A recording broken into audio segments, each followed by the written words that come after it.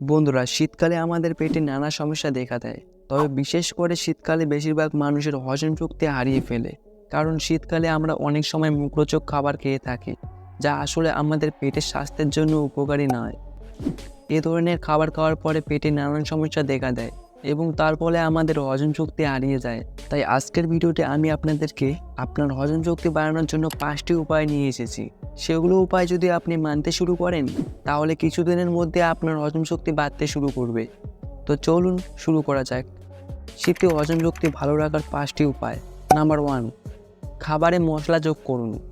বিভিন্ন মশলাযুক্ত খাবার আমাদের পেটের স্বাস্থ্যের জন্য খুব উপকারী। তাই আপনারা শীতকালীন খাবারে মশলা ব্যবহার বাড়িয়ে দিন।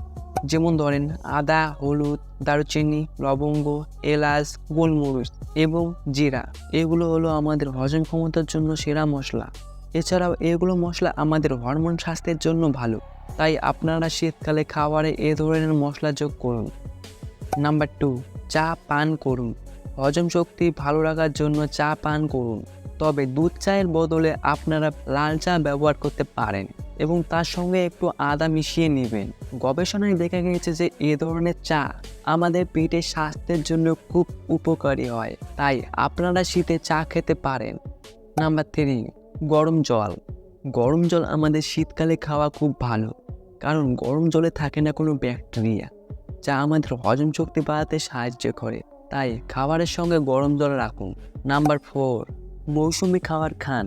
শীতকালে মৌসুমি খাবার আমাদের স্বাস্থ্যের জন্য খুব উপকারী। তাই শীতকালে যেগুলো সবজি এবং ফল পাওয়া যায়, সেগুলো নিয়মিত খাওয়ার চেষ্টা করুন। কমলা এবং আঙ্গুর ফলে ভিটামিন সি পাওয়া যায় এবং গাজর এবং আলুতে থাকে অনেক পুষ্টি, যা আপনার টেস্টোস্টেরন হরমোন বাড়াতে সাহায্য করে। তাই শুধু শীতে খাবার চেষ্টা করুন মৌসুমি খাবার খেতে। নাম্বার 5, স্যুপ খান নিয়মিত। শীতে বিভিন্ন পুষ্টিকর স্যুপ আপনার পেটের স্বাস্থ্যের জন্য খুব ভালো। স্যুপে বিভিন্ন শাকসবজি এবং প্রোটিন যুক্ত করুন। এটি আরও সুস্বাদু এবং স্বাস্থ্যকর হবে। তাই শীতে হজম শক্তি বাড়ানোর জন্য স্যুপ খান। আজকের ভিডিওটি এখানে শেষ করতে চাই।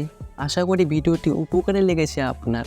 তাই সাবস্ক্রাইব করতে ভুলবেন না এই ছোট্ট চ্যানেলটি। আর হ্যাঁ, যদি আপনি হাত মোটা করতে চান, তাহলে এই ভিডিওটি আপনি দেখতে পারেন।